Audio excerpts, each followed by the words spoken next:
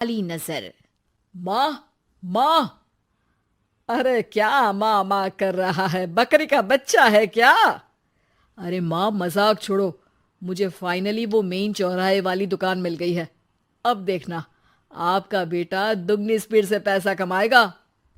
उफ़ो, ये क्या? मेरी ऑनलाइन मेकअप क्लास चल रही है। इतनी जोर से क्यों बोल रहे हो आप दोनों? अरे मेरी धर्म पत्नी जी, मेकअप क्लास बाद में करना। वो चौराहे वाली दुकान मिल गई है हमको। अरे वाह! रुको, मैं अपनी माँ को फोन लगाकर बता देती हूँ। अरे मैं भी अपने रिश्तेदारों को बता देती हूँ। कितनी खुशी की बात है। हाँ हाँ, मैं भी अपने दोस्तों को बता देता हूँ। 1 हफ्ते बाद रजिस्ट्री है। बस, घर में खुशी का मौका था। उन तीनों ने अपने अपने फोन उठाए और लोगों में बात फैलाना शुरू कर दिया। और रही सही कसर, श्वेता बहू ने अपने पड़ोस में सबको बताकर कर दी। अरे वर्मा आंटी, अब हम भी जल्दी कार ले लेंगे। घर का रेनोवेशन होगा और ठाट से रहेंगे हम भी। अरे, ऐसा क्या हुआ? लॉटरी बाटरी लग गई है क्या? अरे, इस बार चौराहे वाली मॉल में हमको भी दुकान मिल गई है। दुकान नंबर 21, जो एकदम चौराहे पर है। अब ग्राहक बढ़ेंगे तो आमदनी भी बढ़ेगी ही ना।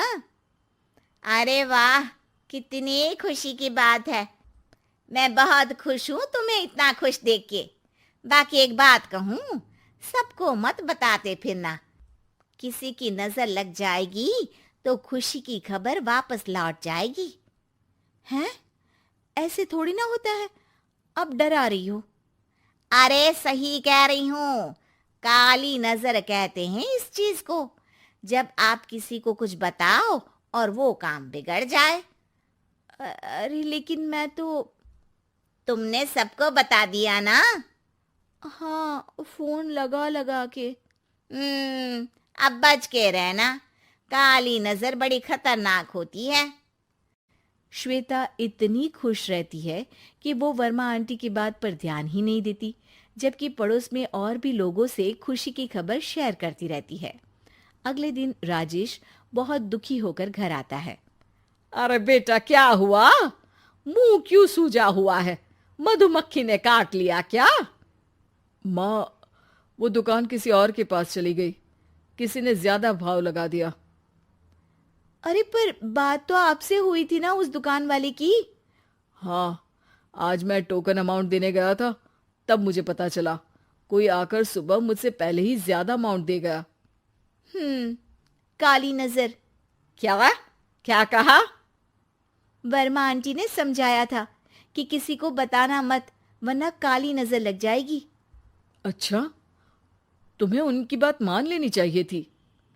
उनकी बात मान लेती, लेकिन उसके पहले ही सबको बता चुके थे ना हम तीनों। अरे अगली बार से ध्यान रखेंगे। कोई भी नई चीज होगी तो किसी को नहीं बताएंगे।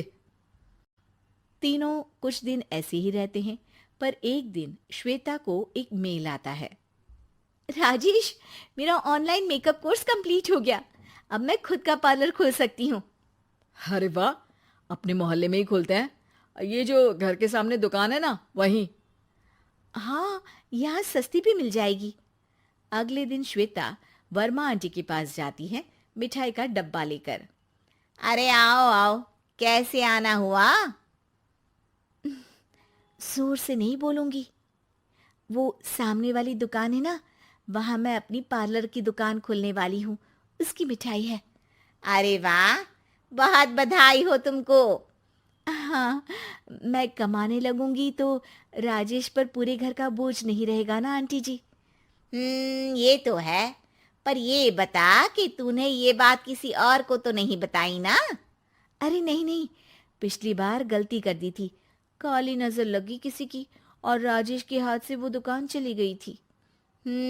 सबको मत बताना। चलो मैं चलती हूँ, कल दुकान की बात करने भी तो जाना है। अगले दिन श्वेता दुकान के लिए मालिक से बात करने जाती है। अरे लेकिन दुकान तो हम कल रात को ही किसी को दे चुके हैं। कल ही? हाँ, कल ही। 2 दिन बाद कोई यहाँ पार्लर भी खोल लेगा। अब कहीं और दुकान देख लीजिए।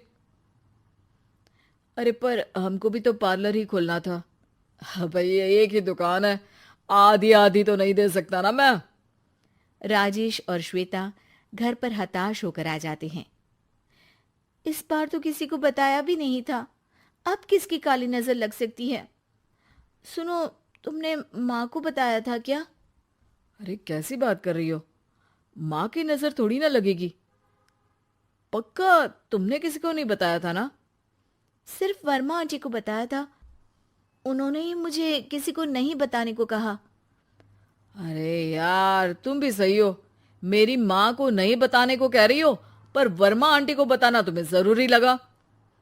अरे वर्मा आंटी ने ही तो काली नजर के बारे में बताया था ना, वो हमेशा हमारा भला ही तो चाहती है। मेरी माँ भी हमारा भला ही चाहती है।